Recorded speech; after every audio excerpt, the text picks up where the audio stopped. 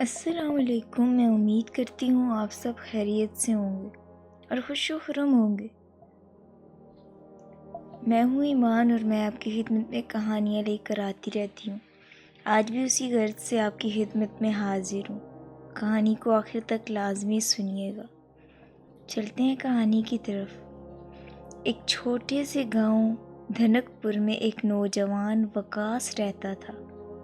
وہ بڑا بہادر مشہور تھا اور کسی بھی قسم کے خوفناک باتوں پر یقین نہیں رکھتا تھا۔ گاؤں کے بزرگ اکثر ایک پرانی قبرستان کے بارے میں کہانیاں سنایا کرتے تھے۔ وہاں رات کو کچھ غیر معمولی چیزیں ہوتی ہیں، مگر وقاص ان کہانیوں کو مذاق سمجھتا تھا۔ ایک دن اس کے دوستوں نے اسے چیلنج دیا کہ وہ رات کے وقت قبرستان میں جا کر وہاں ایک رات گزارے گا۔ وقاص نے یہ چیلنج فوراً قبول کر لیا اور کہا، میں تم سب کو ثابت کروں گا کہ یہ سب صرف کہانیاں ہیں۔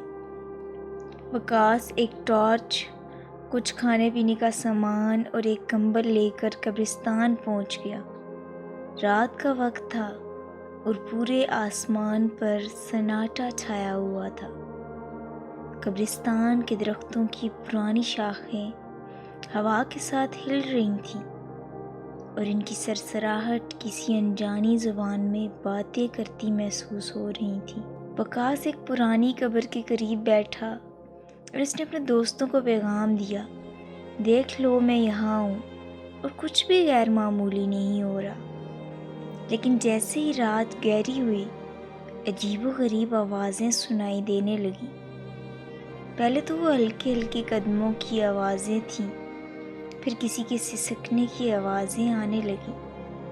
وقاص نے اپنی ٹارچ جلائی اور ارد گرد دیکھنے لگا، مگر کچھ بھی نہیں دکھائی دیا۔ اچانک اس کی نظر ایک پرانی قبر پر پڑی جو آہستہ آہستہ کھل رہی تھی۔ اس کے دل کی دھڑکن تیز ہو گئی۔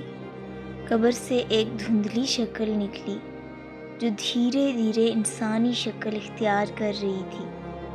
وہ ایک عورت کی روح تھی، سفید لباس میں لپٹی ہوئی، اور اس کی آنکھیں خالی تھیں۔ روح نے ایک سرد آواز میں کہا، تم یہاں کیوں آئے ہو؟ یہ جگہ زندوں کے لیے نہیں ہے۔ وقاص نے کانپتے ہوئے کہا، میں صرف یہاں رات گزارنے آیا ہوں۔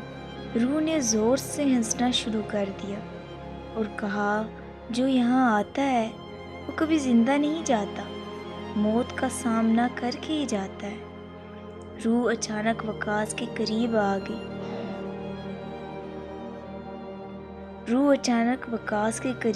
گئی۔ اس نے اپنے برفیلے ہاتھ وقاص کے کندھوں پر رکھ دیے۔ وقاص چیخنا چاہتا تھا لیکن اس کی آواز بند ہو گئی۔ وہ خوف کے مارے بے ہوش ہو گیا۔ صبح کے وقت گاؤں کے لوگ وقاص کو قبرستان کے دروازے کے قریب بے ہوش پڑا دیکھ کر حیران ہوئے۔